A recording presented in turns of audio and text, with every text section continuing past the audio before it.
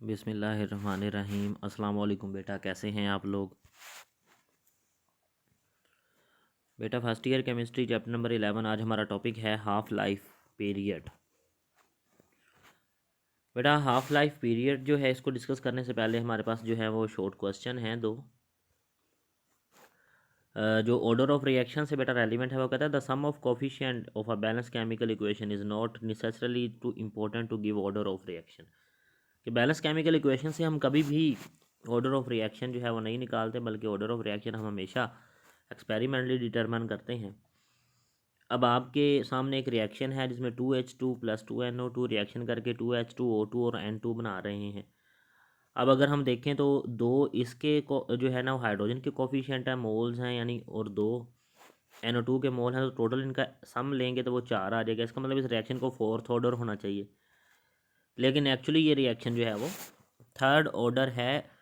तो इसकी वजह क्या है? इसकी वजह ये है कि जो बैलेंस केमिकल इक्वेशन में नंबर ऑफ मोल्स या कोफिशिएंट लिखे होते हैं ना रिएक्टेंट के साथ, वो एज इट इज़ नहीं बैलेंस केमिकल रेट इक्वेशन में लिखे जाते। ये एक्सपेरिमेंटली हम रेट ऑफ रिएक्शन जो है वो मेजर करते हैं और फिर हम ये रेट इक्वेशन जो है वो लिखते हैं। ये एक्सपेरिमेंटली रेट इक्वेशन लिखी जाती है। वो कहते हैं कि ऑर्डर ऑफ रिएक्शन जो है वो हम ऑब्टेन करते हैं रेट एक्सप्रेशन से।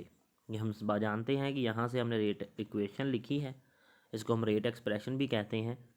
तो रेट एक्सप्रेशन से हम ऑर्डर तो निकाल लेते हैं, और रेट एक्सप्रेशन लिखने के लिए हम एक्सपेरिमेंट करते हैं। ये बात बिल्कुल ठीक है कि हम रेट ऑफ रिएक्शन जो है वो हमेशा एक्सपेरिमेंटली मेजर करते हैं।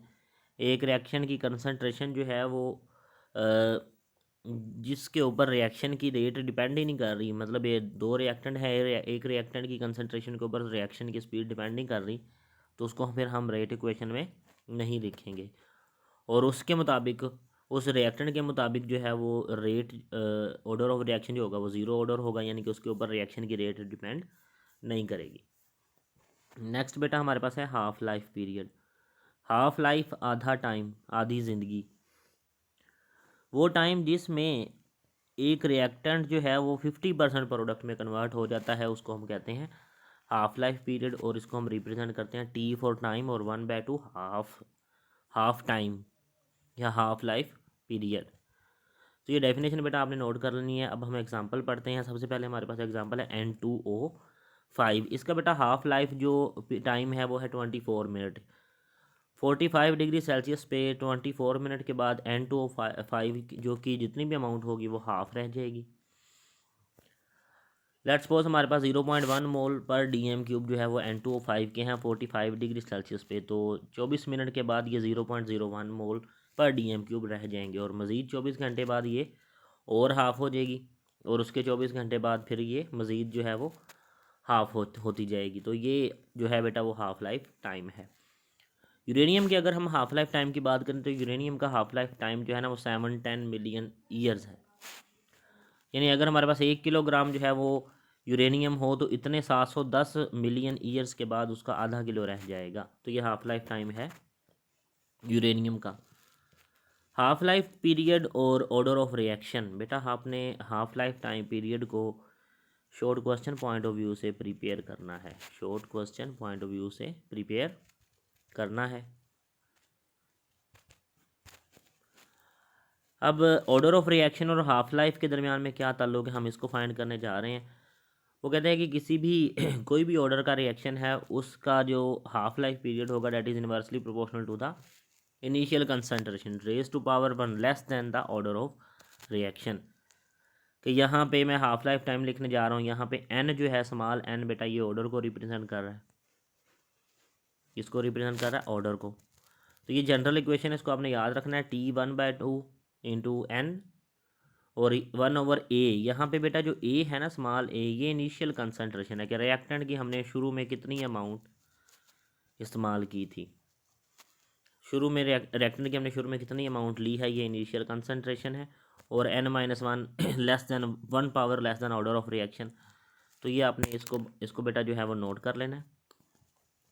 फर्स्ट ऑर्डर रिएक्शन होगा तो n की वैल्यू 1 होगी। यहाँ पे हमने कहा है कि n जो है वो ऑर्डर ऑफ रिएक्शन है, तो T1/2 1 आ जाएगा, तो 1 - 1 n-1 ये क्या आ जाएगा, 0 आ जाएगा।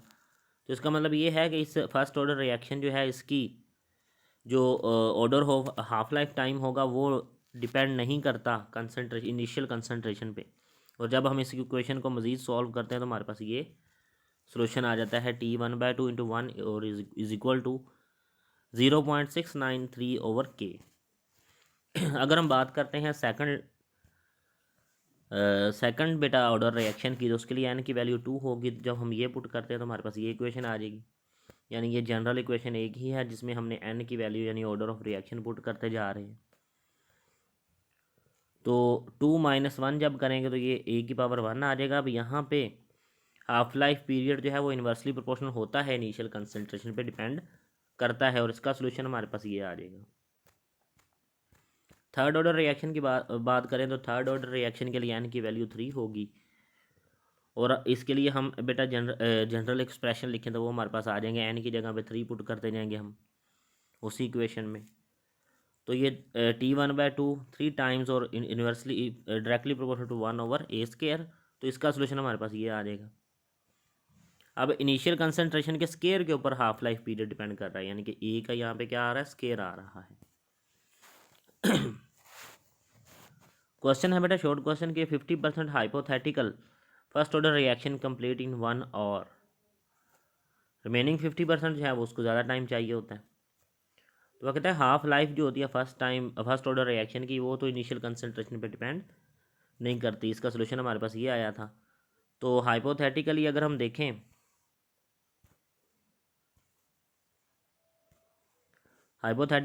तो अगर हम यहाँ पे हाफ लाइफ टाइम जो है वो 50% ले रहे हैं, 50/100 करते हैं, तो ये हमारे पास 20% जो है वो रिएक्शन कंप्लीट होगा। हाइपोथेटिकली अगर हम देखें तो 1 घंटे में 50% जो है वो रिएक्शन कंप्लीट हो जाएगा पहले घंटे में, और 50% जो है वो उसके बाद जो है वो हाफ का हाफ हो जाएगा। नेक्स्ट 1 घंटे में वो 20% प्रोसीड होगा, और उसके नेक्स्ट 1 घंटे में वो 12.5% जो है वो होगा। यानी कि अगर हमने 100 ग्राम लिए थे एक रिएक्टेंट के, तो 1 घंटे के बाद उसके 50 ग्राम रह जाएंगे, लेकिन फिर 1 घंटे के बाद उसके 25 ग्राम रह जाएंगे। यानी कि अमाउंट हाफ होगी उसकी, सारी की सारी इस्तेमाल नहीं हो जाएगी, वो अमाउंट उसकी हाफ होगी। वेरी इंपॉर्टेंट शॉर्ट क्वेश्चन बेटे अब हमारे पास है, radio active decay is always first order reaction. Radio active decay जितना भी बेटा हम लेते हैं, किसी भी एलिमेंट का रेडियो डिसइंटीग्रेशन हो रही है, तो वो हमेशा क्या होगी, फर्स्ट ऑर्डर मैकेनिज़्म फॉलो करेगी। हम यहाँ पे बात कर रहे हैं यूरेनियम की, तो यूरेनियम की जो हाफ लाइफ टाइम है वो 710 मिलियन ईयर्स है। तो ये बेटा फर्स्ट ऑर्डर रिएक्शन है, क्योंकि इसमें एक ही हमारे पास इसमें एक ही बेटा यूरेनियम का जो है वो सैंपल होगा। नेक्स्ट है बेटा रेट डिटरमाइनिंग स्टेप, बहुत ज़्यादा अहम शॉर्ट क्वेश्चन है बेटा। कुछ रिएक्शन ऐसे होते हैं जो एक स्टेप में मुकम्मल हो जाते हैं, कुछ रिएक्शन ऐसे होते हैं जो एक स्टेप में मुकम्मल हो जाते हैं, कुछ रिएक्शन ऐसे होते हैं जो एक स्टेप में मुकम्मल नहीं होते, वो मल्टीपल स्टेप में मुकम्मल होते हैं। जब वो मल्टीपल स्टेप्स पर एक रिएक्शन जो है वो मुश्तमिल होता है, तो एक से ज़्यादा स्टेप होते हैं, तो उनमें से कोई एक ऐसा स्टेप होगा जो स्लो स्टेप होगा, और उस रिएक्शन की स्पीड जो है वो इस स्लो स्टेप पे डिपेंड करेगी। स्लो स्टेप के ऊपर उस रिएक्शन की स्पीड जो है वो डिपेंड करेगी। तो हम उस रिएक्शन की रेट निकालने के लिए स्लो स्टेप को मद्देनज़र रखते हैं। तो इस स्लो स्टेप को हम कहते हैं रेट डिटरमाइनिंग स्टेप। तो वो कहता है rate determining step is the step of a chemical reaction which control the rate of reaction, की रेट ऑफ रिएक्शन को कंट्रोल करता है। अगर एक रिएक्शन सेवरल स्टेप रखता है, एक से ज़्यादा स्टेप रखता है, तो उनमें से एक स्टेप लाजमी होगा जो स्लो होगा। जो रिएक्शन की रेट होगी वो इस स्लो स्टेप के ऊपर डिपेंड करेगी, इसलिए हम उसको क्या कहते हैं, रेट डिटरमाइनिंग स्टेप। तो टोटल नंबर ऑफ मॉलिक्यूल जितने भी रेट डिटरमाइनिंग स्टेप में पार्टिसिपेट कर रहे होंगे वही रिएक्शन की रेट को डिसाइड करेंगे। लेट्स सपोज हमारे पास NO2 है, वो CO से रिएक्शन करके ये NO और CO2 बनाता है। अब इस रिएक्शन के लिए जो है वो कहते हैं कि जो रिएक्शन की रेट है वो CO पे डिपेंड नहीं करती, वो डिपेंड करती है NO2 के स्केयर पे, यानी कि ये सेकंड ऑर्डर रिएक्शन और उसमें 2 मॉलिक्यूल जो है NO2 के वो पार्टिसिपेट कर रहे हैं। मैकेनिज्म लिखा कि ये रिएक्शन एक स्टेप में नहीं हो रहा बल्कि 2 स्टेप में हो रहा है। पहले स्टेप में क्या होगा कि NO2 के 2 मॉलिक्यूल हैं, वो आपस में रिएक्शन करके क्या बना रहे हैं जी, NO3 बना रहे हैं, साथ में NO बना रहे हैं। NO3 CO से रिएक्शन करके NO2 बनाता है और CO2 बनाता है। अब जब हमने इन दोनों इक्वेशन को ऐड किया तो ये NO2 इस NO2 से कैंसिल, ये NO3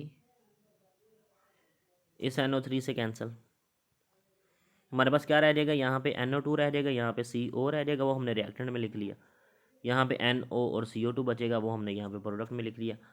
तो जो स्लो स्टेप है इस रिएक्शन के लिए, उस स्लो स्टेप में कितने मॉलिक्यूल पार्टिसिपेट कर रहे हैं, 2 मॉलिक्यूल NO2 के पार्टिसिपेट कर रहे हैं,